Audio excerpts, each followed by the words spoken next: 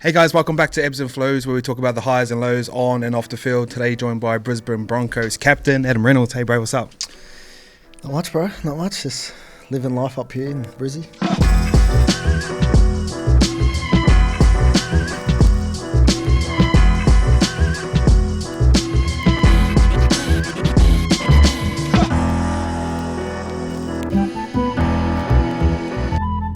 I'm up here for a couple of days and I've been bouncing between Gold Coast and Sydney a lot. The weather hits different up here, doesn't it? Yeah. I was talking to a mate actually down in Sydney the other day, and he was saying it was pouring down rain. And it was only 21 degrees up here, but it felt like it was 30, you know. Yeah. Obviously the humidity and whatnot plays a part in that, but yeah, it's pretty hard to beat the weather. What is the big differences between Sydney and Brisbane from a personal life standpoint and obviously football? Yeah, personally, I think from a lifestyle point of view, obviously the weather's a lot different. There's a lot more land out here, so not everyone's living on top of each other. Everyone seems to be happier because the weather's a bit better. They are nicer up here, aren't they? They are nicer. It's been a bit odd the last 2 days though with Origin. Yeah. They're a bit sad, but not me. I'm happy. But no, life in general is just good up here.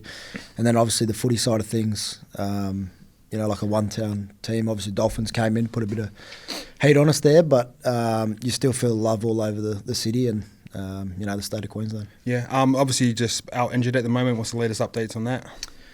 Yeah, slowly getting through rehab. It's been a pretty lengthy process. I'm about 6 weeks post-op, so got full range of movement back, which came back pretty easy. I thought it was smooth sailing and things are going to happen really easy, but then obviously the strength side of things is where it starts to slow down.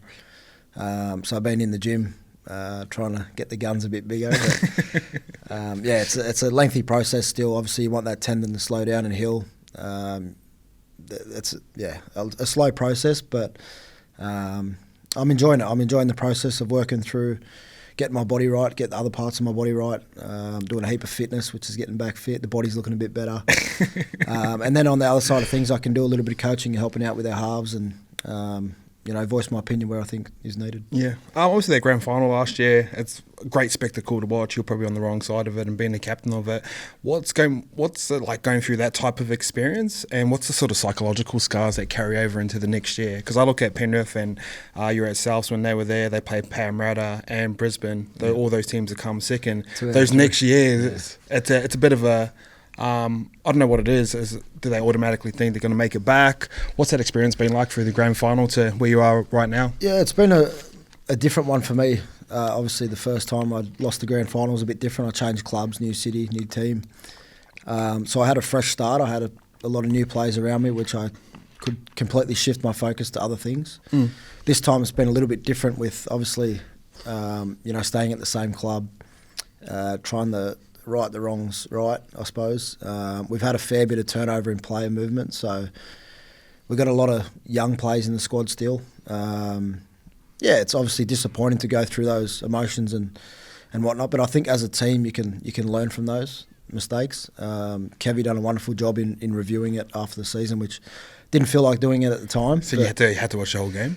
Not the whole game. We watched parts of the game where we were pretty poor in the back end of the game there, and rightfully so. We needed to watch it to learn from it. There was no point just losing the game and not learning from it.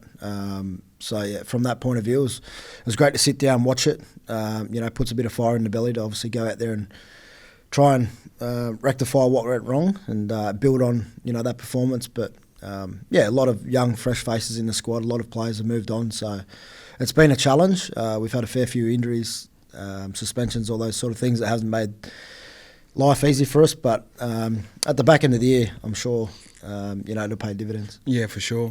Which one hurt more, the South one or the Brisbane one? Probably the Brisbane one, to be honest. I think the position we were in, you know, 20 to go up by 16, had pretty much one hand on the trophy. And then, yeah, obviously the masterclass from Cleary kicked in that last 20. But knowing that we were pretty much had one hand on the trophy. The South one, we'd fought our way back to sort of get there. I had a chance to kick the goal at the end. Unfortunately missed it and had a shot at field goal, which missed that as well. So, yeah, they're both very disappointing. probably saying the Brisbane one hurts a bit more. It's probably wrong in saying that because they both, hurt just as much for as sure. each other. Yeah, they both would have been nice, wouldn't they? When I think about you as a captain, and I know you're very good at being a captain, and those experiences, like, what do you actually say, or do you just end up saying nothing, or what's it like? Well, I think everyone processes it different. After the game, it was pretty quiet. Everyone was obviously shattered and disappointed that the game didn't go the way we wanted it to.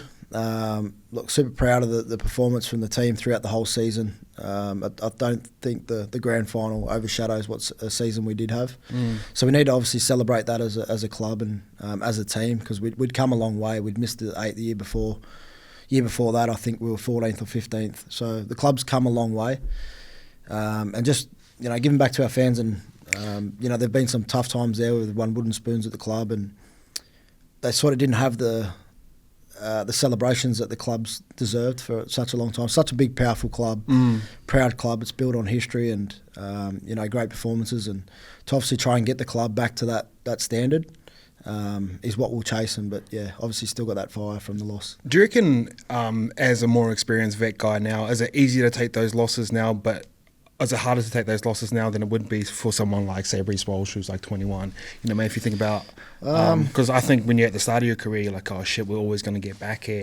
You've been through those experiences before, like you've got the sort of mental skill set to go, all right, this is how we sort of move on. What do you reckon will be harder?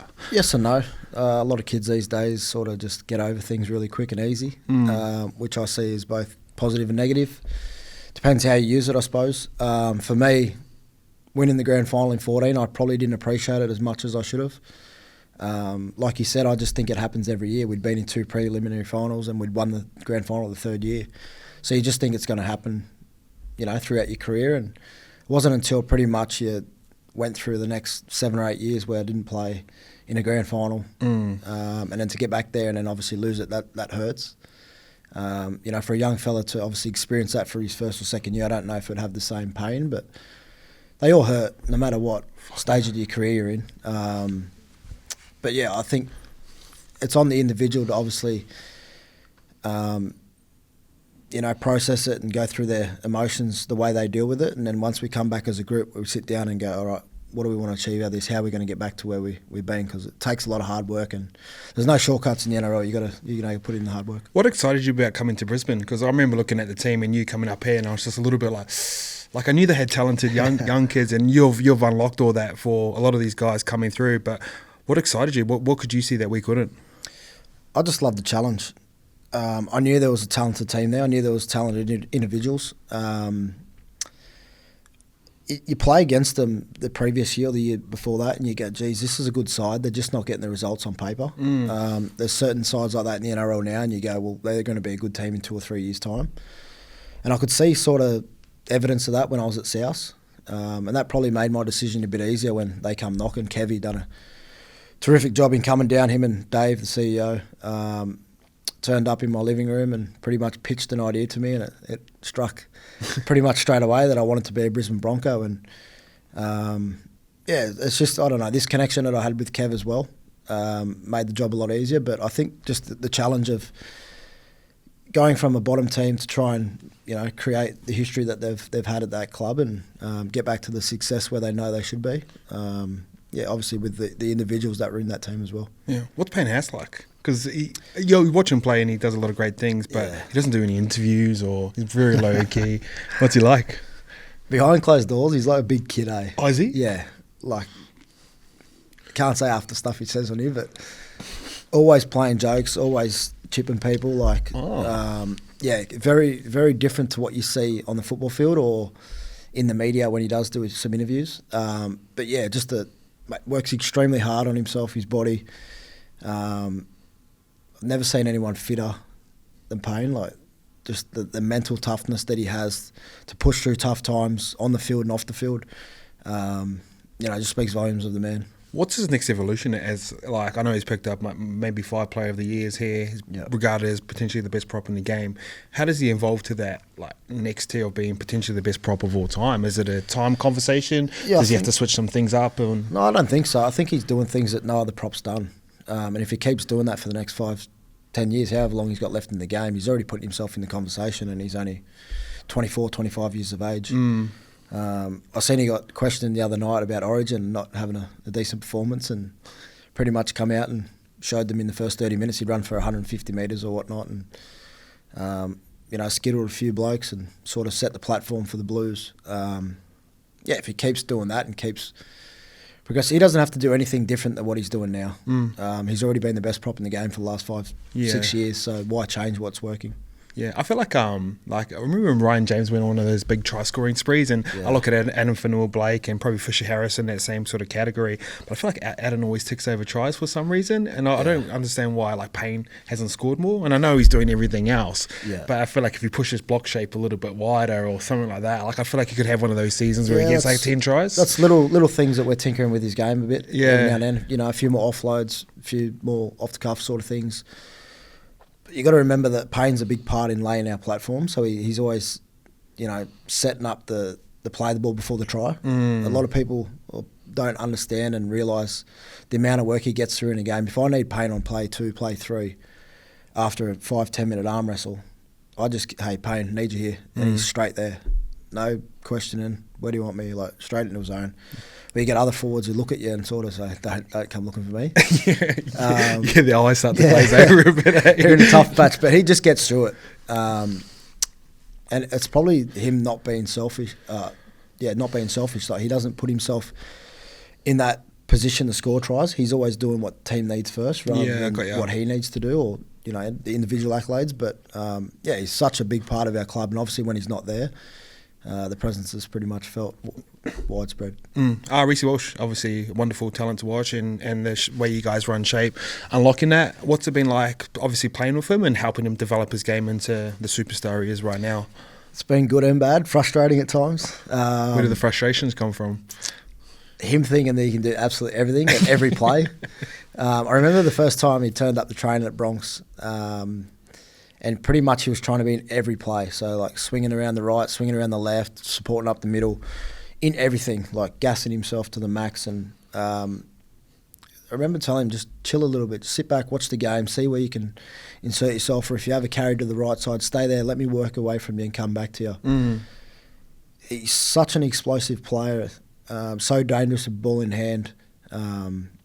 He's a freak. He's doing things that no one in the game has ever done. And he's only going to get better. That's the scary thing. He's still working extremely hard in his game. He watches a lot of footy. He's a footy nerd. He watches pretty much every game across the weekend, and he's always texting, ringing, trying to look for new ways to break down defences, and that's something that I love about him. I love that, yeah. So he really thinks about his footy, and obviously being in an Origin camp now with Billy Slater is only going to help him, and hopefully he brings that form back to the Bronx. Same question, like how do you elevate his game to that? He's already one of the best fullbacks in the game right now, but where's his growth? Yeah, I think just maturing is his growth. You look at everything he's doing for the past 2-3 years, and there's not many fullbacks in the game that have had that sort of season in them. And for him, he's only at the start of his career, so he's only going to get miles better from where he is now. Just picking and choosing the right times, when to throw that pass, when to run, when to kick. He's got a great kicking game on him. He hits him sweet, eh? Hits him. He's got a big boot. Yeah, huge. Really big boot. Thinks he's a goal kicker. Hits him sweet. He's trying to challenge me. But no, he's love everything about his game. He's chirpy. He talks. He's not afraid to let people know where they should be or where they shouldn't be.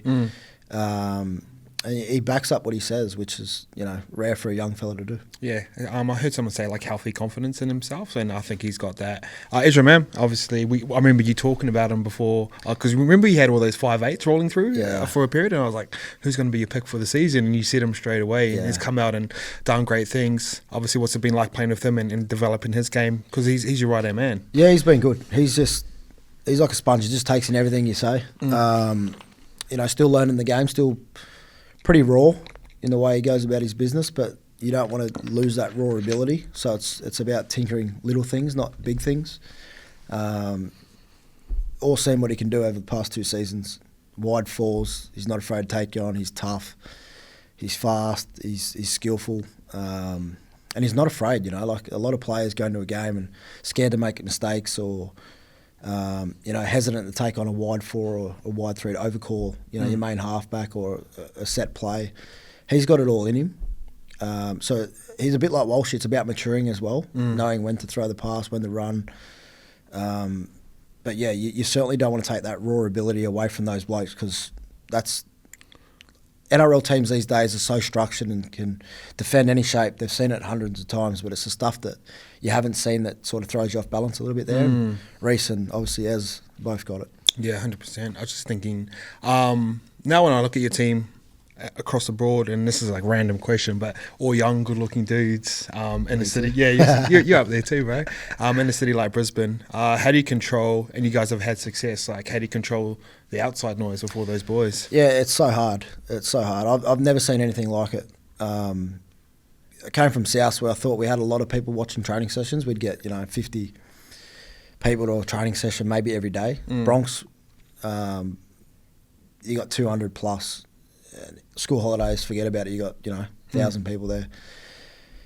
Walshy, Ricky, Ez, Cobbo, like these blokes are megastars in Brisbane, and it's sort of getting to that stage now where it's heading towards like the EPL sort of thing.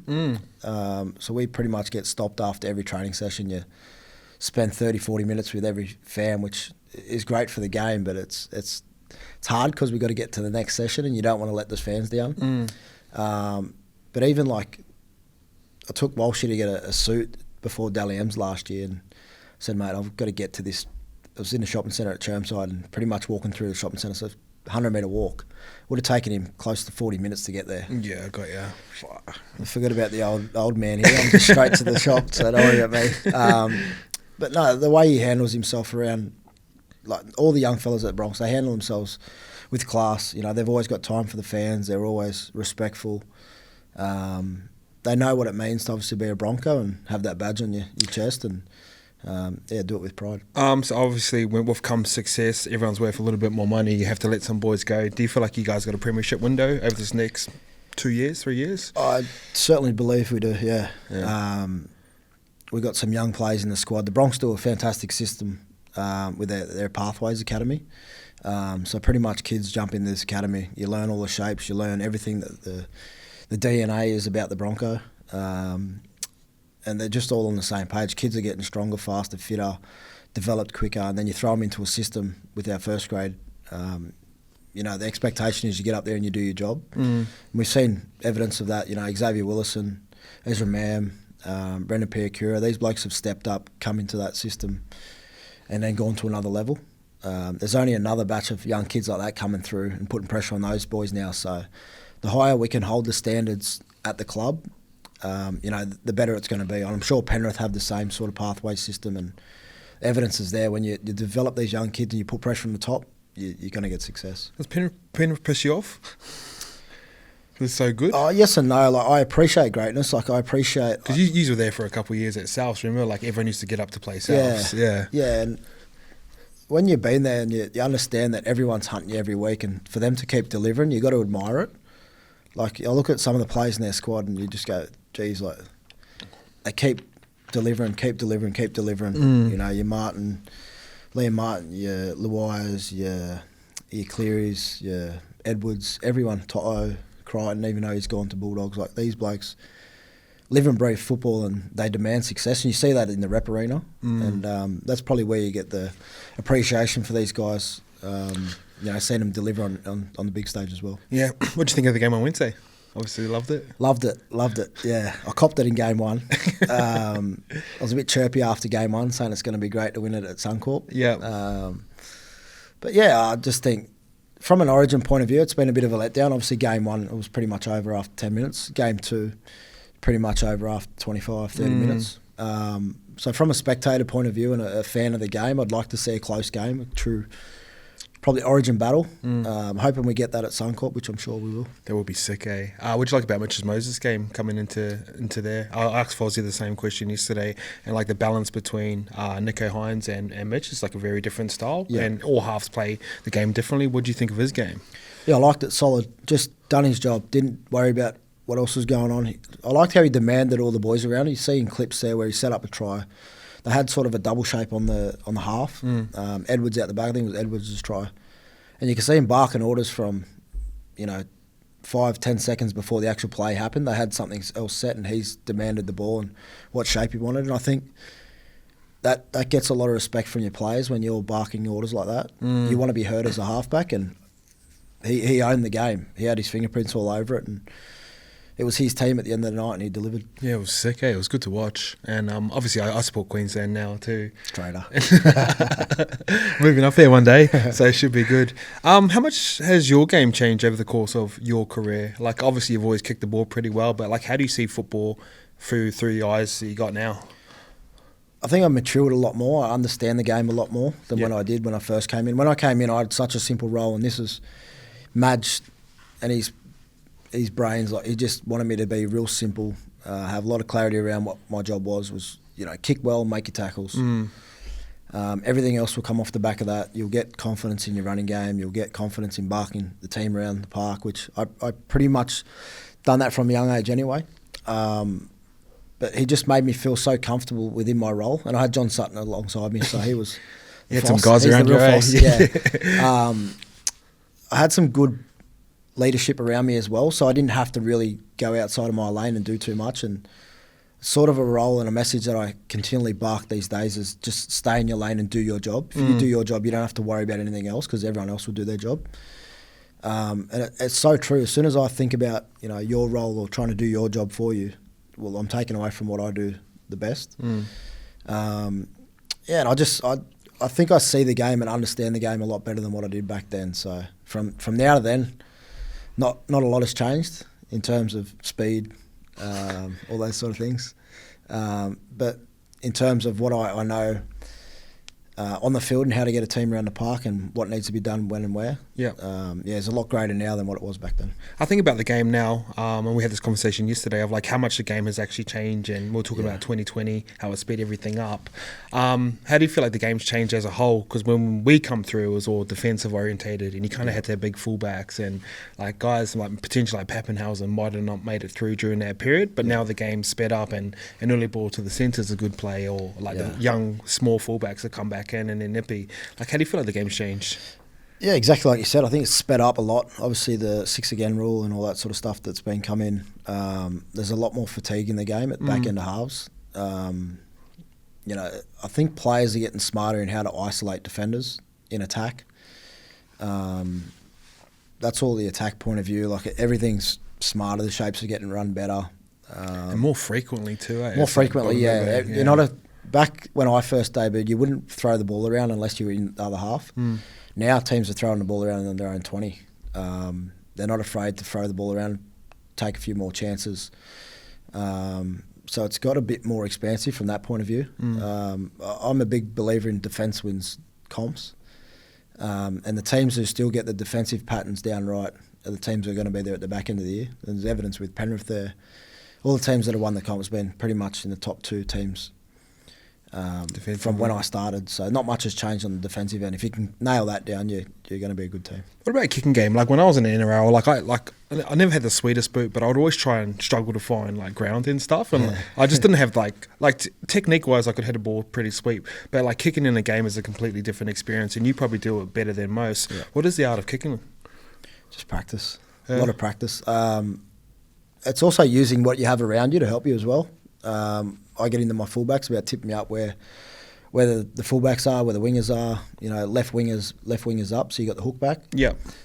Fullback sitting over on you. Oh, so Reece is behind you, telling you? Yeah, I had it more with GI. I had that connection. I think the older I've gotten, it's more of a placement type of kick now. So we're trying to trap teams down in their corner, and we've got one of the best kick chase edges in the comp. Yeah, Ricky goes hard. Ricky chases it like a madman. Yeah, he's a nutcase. So you sort of stick and use to what your you stick and choose to what works best for the team and what your advantage is. It's so hard for a team to come out of their own end. If you're getting bashed constantly to tackle 2, tackle 3 inside your own 20, you just go, when's this going to end? Yeah. So the more we can sort of suffocate teams in that sense of view, I'll stick to doing that kick. If things aren't going right, I'll test them out with a floater or a spiral bomb or whatnot. Or if you want to change up momentum, you might kick early in a set. And then on try line, 7 tackle rules sort of ruin the kick these days. So you look to run a bit on last, or if you find a bit of space, you might roll one in behind the line. A tackle early to sort of... You're just trying to play with defences. you want to dictate to them and not let them dictate to you. And the more you can get them second guessing, the better you're going to be. What's better, a headed floater or a spiral ball? I don't know, a bit of both. I think you mix them up. I was hitting those inside torps there for a little bit. It's just sort of, fullbacks are so smart and they're good under the high ball these days, so you've got to try and give them something that they haven't seen before. Been sort of working on this sort of helicopter looking one, yeah. I try and get creative, but it doesn't always work. How do you do a helicopter kick? I'm just trying to think of it. You sort of hit the belly, flat belly with the inside of your foot, and sort of try and get it moving so it Does it goes get much height on it? Yeah, it still goes pretty high. Because you hit the belly, it gets up there pretty high. Yeah. Doesn't always come off. Sometimes so it turns into like an inside torp. But you just got to give fullbacks a look at something different, because end over ends, they've mastered that. Spirals, they've sort of mastered that at the moment. Floaters, they're handling them pretty well. So just trying to test them out in different sort of looks at what they're getting. Yeah, I feel like because fullbacks are so good right now, if you can hit a sweet kick and it lands on the spot, but their feet are like planted in the ground, like that's almost like a micro win. You know what I mean? They're not like flying onto it and jumping and getting momentum. Yeah, like especially if they catch and drop, that's half a win. Yeah, well, you're trying to just maximise how much kick chase you can get into there. So you want to land it as far as you can, close to the try line as you can, and hopefully they don't catch it on a positive note. So like you said, getting up for it or on the run, you want to maximise the metres that you take off them through the set. And if we can, hold them inside their 10 for 2 tackles, well, we're pretty much going to have them kicking from inside their half. So that's a win for us. We get the ball back on the full and we're straight into playing some footy. It's important to have variations of kicks, because obviously I go for the Roosters and we've got Kerry and Walker, and Roosters have always just kicked that end over end, land on.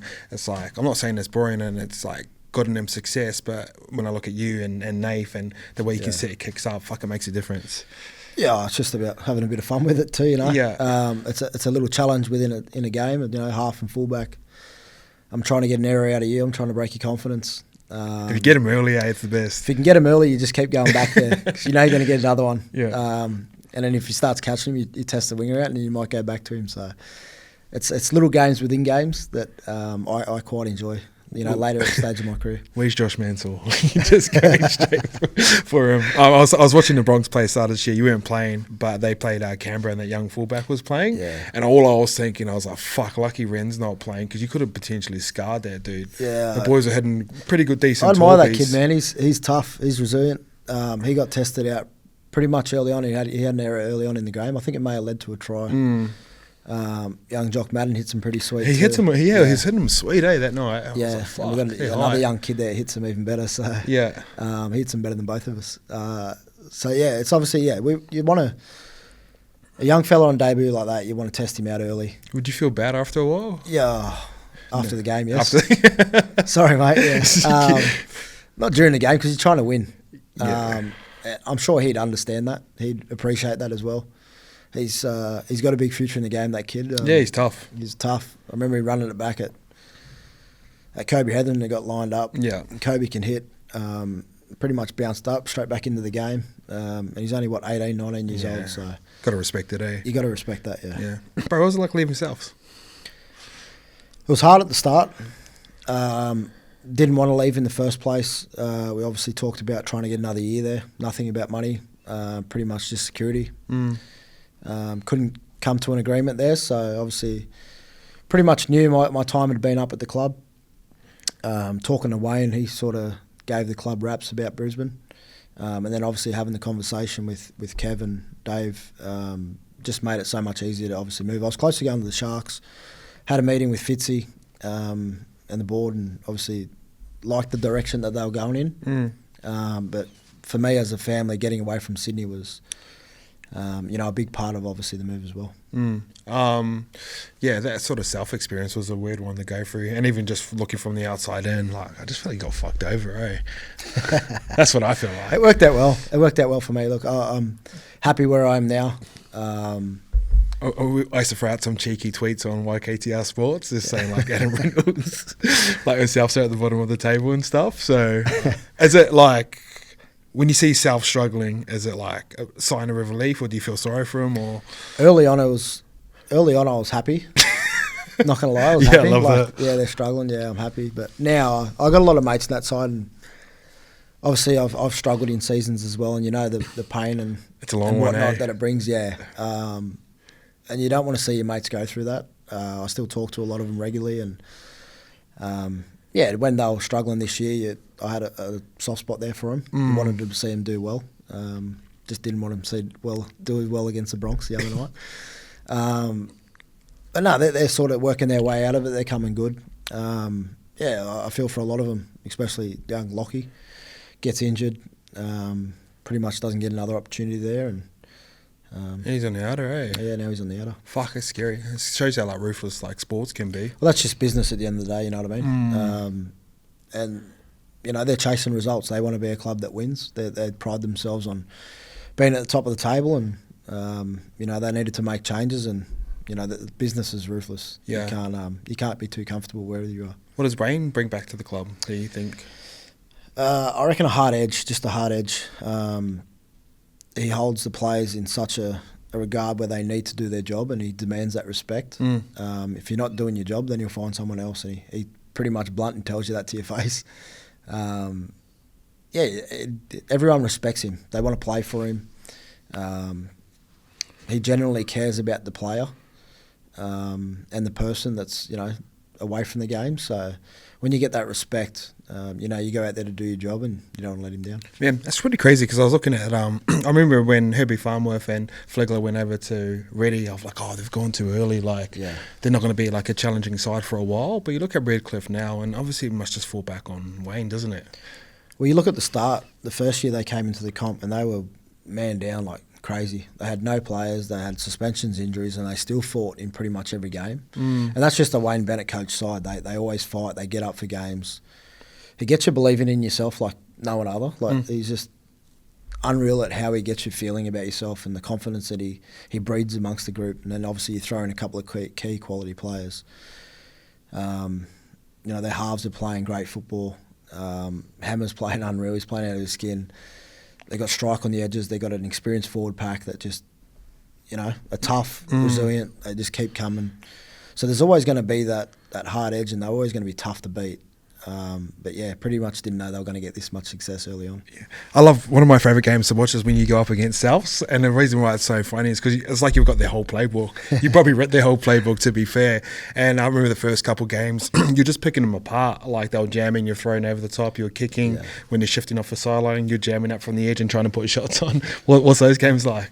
Yeah, you got a good shot too, eh? Yeah, I got one away. Did you get Jai? No, Cam Murray. I got Cam Murray, but I hit Jai on one of them. It's like, get up, you pussy, get up. No, we always have a running battle with each other. I remember I missed game one, I had COVID, and he was into me at the media. So starting a bit of war here. And then every time I've played him, I've tried to get stuck into him. So no, I enjoy those games. They're fun. I like playing against my mates. I pretty much know what they're going to do. But the strength of them, everyone knows what they're going to do. Yeah, they still do it. Yeah. They're relentless with their preparation. They go over it thousands of times, so they're always going to break you down or beat you in some areas of the game. Fortunate enough for me, I pretty much knew the black book there, and I think when you know your mates, you go harder. Like, it's that personal battle. Yeah, for sure. It's always fun. I remember running down Cody. It was an inside joke that I was the slowest half in the comp. I ran him down, so it's officially Cody now. Who would be the slowest half in the comp? Oh, jeez. Don't know. Billy Walters? No, he's a hooker now. He's kind of smooth. He's like, I think about that. Like, he moves pretty smoothly, but I feel like he's still, like, jinx and get through the line. You know, he's crafty, man. He's so crafty. Yeah. He's sort of under... Not a lot of people know how skillful and how crafty he actually is. He does so much work for us as a hooker. We don't use him up enough, how we should. And that's you've got so many guys around you. You got Payne, you got Paddy, then you got you and Ezra, then all the boys out wide are talented. There's a lot of head noise out there. There's a lot of head noise. No, but he's got his own skill set, and we need to appreciate that and encouraging him to play his brand of football as well, which he has done in the last couple of weeks, and he's probably been our best player for the last month. What do you think of the game as a whole? Like, do you like the direction it's heading with more teams coming in, potentially 18th? We used to talk about this in the past, where you were saying, like, we need to make some moves over in America, maybe even conferences? Like, how do you see the game as a whole? Because I know you love sports and I know you love rugby league. I think we're heading in the right direction. I love how Volandis just experiments and just gets things done. I think we can go to 18 teams and then keep it at 18 teams. I'd like to see it spread across the whole of Australia, though, not just east coast of Australia and New Zealand. I think New Zealand could have another team. Perth could have a team. The PNG team sounds cool. That would be cool. I've been over there recently. I know how much they love their rugby league. Very passionate. Whether they're based in Cairns or wherever they'd be based, that could work. So there's a lot of options. It'd be a tough sell to get guys to move to Port Moresby, you know what I mean? I don't think they'd be living in Port Moresby. I think they'd be in Cairns or somewhere else, and they'd play their games out of there, which sounds a bit more logical. But, obviously spending some time over in PNG, you just got to see how much footy means to that country. They live and breathe rugby league. It's certainly crazy. Have you been over there? No, it's crazy. No. Like, it's a different beast. We talk about passion here in New South Wales and Queensland. Well, PNG leaves that for dead. Like for sure. So it only makes sense to obviously involve them in our game. A season too long? I'll say no. When I was younger, I'd say yes, but no. The older I get, the better I'm enjoying it. Enjoying the challenge of the week in, week out. It's the NRL. It's tough. It's going to be, a slogfest, and I think it makes it sweeter at the back end of the year when you see teams drop off and you're still going. You get that sense of achievement. But I like it. I like the way it's set out. I think they're doing everything spot on. I like how Origin's smack bang in the middle of the year. We have our rep football at the end of the year. It's. I reckon it's a good balance. What would you change about the game? No more 6 against. Nah. I wouldn't change. I wouldn't change it, to be honest. I'd leave it as it is. I'd stop making new rules. I think it confuses a lot of people. A lot of people are hard on refs these days, which I don't think is fair. We ask so much of them to look at the ruck, to get them onside, to penalties, to they're running the game too. Their fitness levels has got to be higher. They're officiating every part of the game, and then we throw in new rules on top to, hey, learn this. You got 3-6 weeks, whatever it is, to learn it. Go out and officiate it the right way. We've got to remember they're humans too. Not every player has a good game every week, so we've got to expect a ref to have a bad week as well. I think the game's in a great space at the moment. We look at other codes, and I don't think they're having the same rise as what the NRL is. Yeah, it has been a big rise. I was talking to Quaid 2 podcasts ago, and just watching rugby union almost fall off the cliff. It's been pretty scary to look at, but NRL I feel like it's just getting better and better. Question for you: obviously you got all the young talented boys coming through. How do you balance? And I'm big on this because personal branding and starting businesses. And I know you move in your own way in the background. What's the conversations like that with the boys? Are you doing too much, or everyone go out and make as much money as you can? Because it's something that wasn't really around 10 years ago. It was sort of 10 years ago you wouldn't even think about doing anything other than playing football. It's becoming more and more common these days that people are venturing out and doing their own things, and I love it. I reckon it's great to express and show what you love doing. You've started your own clothing brand. Other people out there are starting their own clothing brands, and it's important to have a life away from football as well. You don't want to be so solely focused on rugby league. I think when you're too involved in it, you sort of fall down a trench of just getting fatigued and tired, and not really giving everything you can to what you're supposed to do. And you need to compartmentalise and have that venture away from football that excites you about life. So when you do come back to football, you want to give it everything as well. And I think we're in a stage now of our careers where you can maximise and make the most of your own brand. I love seeing people go out there and try new things. How do you maximise your own brand? Going out, networking, learning new things. I've getting into a bit of photography at the moment. I'm working a little bit in the media.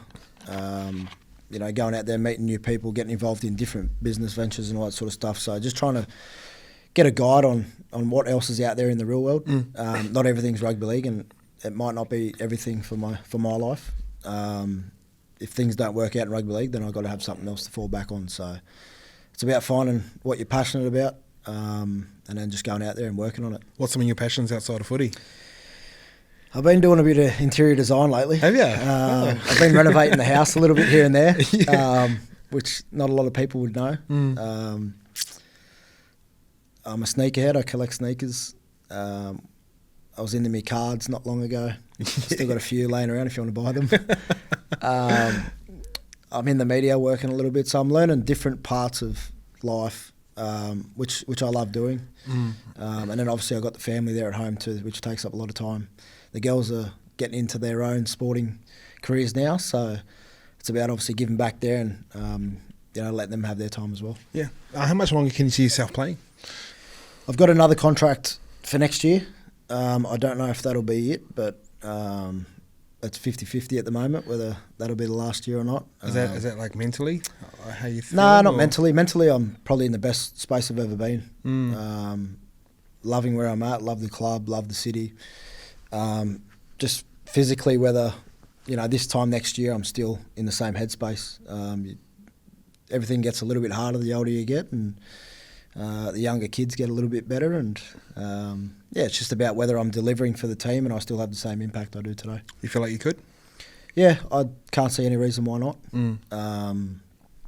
Only time will tell, I suppose. Yeah. What's changed in terms of your preparation from when you first started to where you are right now? Jeez, where do I start? Everything. Back then I used to just get up, go to training, not stretch, put the boots on, go out and train, kick 100 to 200 balls after every session, no stretch, no warm down, no ice baths, nothing. These days I'm pretty much living in a sauna, got an ice bath at home, got a sauna at home, stretching all the time, pretty much on the physio bed every morning, doing sort of injury prevention, rehab sort of stuff before sessions, after sessions I'm recovering, doing all that sort of stuff. I'm big on my diet these days, wasn't so big on it back then. All those little things, and I think I wish I'd done it a lot sooner in my career, because I know the impact and how much better my body feels right now, and it should be the opposite. It should feel worse. Probably it's a complete 180. Well, I know you like to look at a lot of sports outside of, like you're big into basketball, I'm assuming NFL and stuff as well. Yep. What's some aspects of their game, whether it be the way that they've treated media from the outside world, do you think we could add to the NRL? I like how in the NFL every team has their own media hub sort of thing. So every city has their own media, so they pretty much filter what goes in and what goes out. A lot of press that we have, and it's negative press, but I understand also that sells papers, that gets views, that does all that sort of stuff. But I'd like to see it change a little bit in the narrative, where we're not all bad, we're not all up to no good. A lot of boys spend a lot of their time in going out to charities, going to visit sick children, doing a lot of good stuff that sort of doesn't get filtered through. And I know you've done a little bit of work with that in the background, where you shared stories and stuff, and just probably the mainstream media obviously recognising that and just delivering it from time to time would be nice. Do you reckon it'll change? No. You were saying all that, I was like, that sounds nice, but I can't see it changing. It's just too ruthless, man. I understand it though now. Yeah, I get it. That's one thing I've enjoyed working in the media. You get to see both sides of the game, and you understand the influence that the media has over the game, and how, from a playing point of view, you can sort of treat the media, and how you can, not butter them up, but just get them on your good side and treat them well, because they've got a job to do as well. And it's just about us recognising that as players and working in with it, not sort of pushing them away because then they're only chasing you after. Yeah, that's a good point. I remember one of the boys said that, like, he goes, make friends with the media early, because sometimes you need them. So you sort of play that game. Obviously, you get back from injury. Hopefully the Broncos start flying. Who's some of the big threats you see this year? I think Penrith, obviously, there. Melbourne. I like Canterbury. They're doing something well. The leadership of Stephen Crichton's been amazing. He must be that good, Yeah, you even see it in the Origin arena. The presence that he has and the attitude that he breeds amongst that group, it just filters the way through. And he's doing the same thing at the Bulldogs. They're all believing in themselves. They're all playing a brand of football, and I'm sure that's come from the coach as well. But yeah, you're seeing that mentality of where he was at Penrith. He's just taken that straight to the Bulldogs, and he's had an immediate effect. Yeah, not many people, like, you can show a sign of a good team, like say Melbourne for back in the day. Yep. Like they had all the good players, and once those players leave, they go to other clubs. A lot of them would struggle, maybe besides like Gareth Willip or someone like that. Yep. Same thing with Penrith. Like there's a lot of guys that have left who have still been great players. Like you think Matt Burton, Kikau, but like someone like Crichton, he must be something just a level above all those other guys in terms of like what he actually brings to the club, because he's changed their whole dynamic. It just looks infectious. Like everything he does it with purpose. And it's no different than what he was doing at Penrith, but he's just in a new system. And then obviously, I don't know, the blokes there must have been sick of losing and whatnot. And they see he brings in this confidence, and they just want to be on that level. So he makes everyone around him better. So he's physically dominant in the games and all that sort of stuff. He's vocal. But when you got blokes like that, I remember having GI in our side, and everyone would just raise 5-10% because geez, we got GI here, we got Semi here, these boys that we can just get there and help. It breeds confidence. Yeah. And it just brings everyone up around him, and I think that's probably been his biggest asset to that club is having that effect over the whole club as a playing group. What was the biggest lesson you learned from GI? Just how ruthless he could be in games. Some games you just need something, and you look like you're not doing anything at all. And I'd say, hey, Gio, I need you here. Like, I need a big run, I need an offload, I need something. Just inspire the group.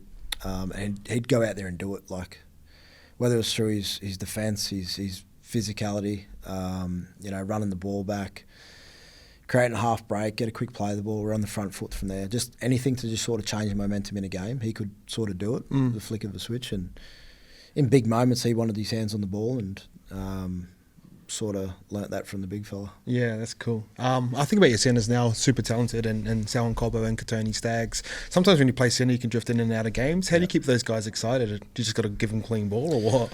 Yeah, you just want to keep them in the game. Like you said, you just want to set up plays to just get them ball. Because you know how damaging they can be. They have. Sometimes we've got less attackers than defenders, and they still make things happen. And that's sort of the scary part about where our team is. Sometimes we can rely too heavily on that, rather than actually working hard and getting things done. We try and get the individual to do it, rather than the team to do it. And obviously the two centres that we have can score from anywhere in the park. So it's just about trying to keep them interested in the game. Because it's probably the downside of talent, eh? Because say someone like, say Latrell, for example, like he can turn it on whenever he wants. Yeah. But because you can do that, you can sort of pick and choose. I've seen a shift in Katoni since coming to the club though, which he was doing a lot of that, just waiting out there and waiting to get me the ball and all that sort of stuff. But now he's having those tough carries out of his own end. He's competing hard on kicks. He's physically dominant in defence. So he's getting himself in the games other ways than what he used to. And that's sort of the development he's had over the last 12, 24 months. Selwyn's only just moved from wing to centre. He's going to be scary. So it's just about, trying to keep him engaged and keep him focused. Cobbo loves to drift in and out. And that's just the nature, he's such a laid-back character. But he's so similar to GI. When you need something, you sort of look for him to inspire. And do you feel like your attack's opened up since coming to the Broncos? Because like when I watch Rabbitohs play, like a lot of the players drop it off 7-3, 7-6-1 on the long. Yeah. I feel like there's heaps of tries that get scored down the right side now. Do you feel like your game's opened up, or is it my mind just playing tricks on me that the left side was just so dominant at Rabbitohs? Because I wouldn't have the numbers on it. Yes and no. Like a lot of that stuff was me setting up for Cody to work his magic, and that's what was working at South, so we kept doing it. It's also important to have that that variation where you want to go to the other side as well. And Just opens the whole field up. Opens the whole field, yeah. We got a great balance now. Kevy's got us playing a great brand of football where we like to set up, 2 points of attack at all times, and be a threat, genuine threat, right across the park. And then it's just about picking and choosing your moments when you've got that moment you need to deliver. And it's an exciting brand of football that the boys love to play. Oh yeah, so cool to watch. Kivy, obviously he had a lot of bad raps about him when he first come into first grade. Coach, you probably know him better than most. What do you actually like as a coach? Yeah, love him. I don't think the club's where it is unless Kev is at the reins. He demands success. He's a winner. He's very passionate about the club. He understands what the Broncos culture is and the DNA that lives in the joint. And he's getting us playing a brand of football that is not only exciting for us to play, but for the fans to watch. And I love that about Kev. He's always thinking. He's always coming up with new ways to sort of reinvent the wheel. And he's got this very similar to Wayne, how he gets the boys believing in themselves. And it's such a great trait to have as a coach. And not many coaches out there would have it, just getting the boys to believe in himself, play for the jersey, and I don't think the club would be where it's at today unless Kev was in charge. Do you see yourself being a coach after footy? Yeah, one day. I can see it. It's a lot of hard work, a lot of learning along the way. I see the hours that our assistant coaches put in, how long Kev's in the building every day. His first one there, he's the last one to leave. It takes a lot of hard work and dedication, and I think you need to, earn the respect of your peers first. It's not something you just walk into.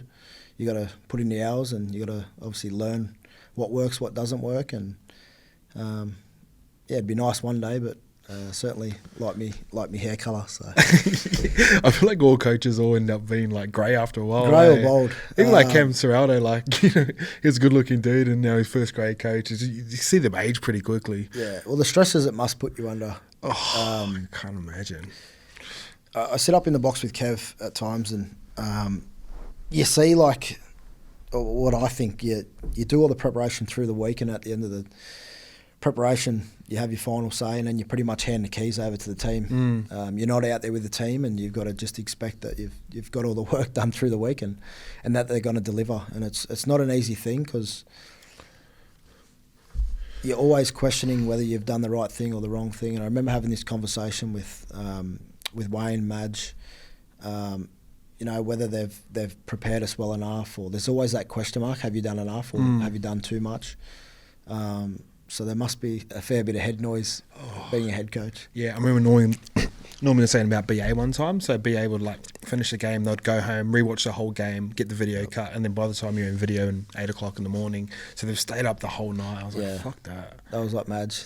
Oh yeah, he would be one too. It was like the dedication that they go through or they put on themselves to obviously go out there and they want to execute and win every game, and they hold that standard so high that when you don't deliver, it feels like they've let the team down, or vice versa. Do you reckon his style of coaching, I know he's transitioned a bit with being a rep coach, and it's a very different skill set, but do you reckon him learning those lessons, because I heard the type of stuff you guys used to go through at the Rabbitohs, like how hard it was and training and shit all the time, do you reckon his style of coaching will change if he moves back into the NRL? I don't know. The rep arena is so different because you've got so many great players, and everyone's pretty much their best in their position. It's and probably just figuring out, everyone's got their own routines, everyone's got their own diets. I think it's just about bringing a team together, and that's something that Kev does so well. So I think he's obviously learned that from the rep arena and brought it back to the Broncos as a head coach. We've got such a good team that love being around each other. The atmosphere and the culture at the club's so great that it just feeds down from top to bottom, and it's probably been through Kev that we've all earned that DNA. Probably last question: what do you want your legacy to be as a football player? Sneaky ring would be nice too, eh? Another ring or two would be nice. Yeah, I'm not one for the individual accolades. I love team success. I love seeing my teammates get rewarded with rep honours or all the sort of things that come with it. Just want to be, someone that they liked playing alongside, someone that they could trust as a mate. Just there for a good time, I suppose. All right, bro. I just want to say thanks for jumping on. All the best for the injury and comeback, and hope to see you boys in the finals. Thanks, brother. Okay.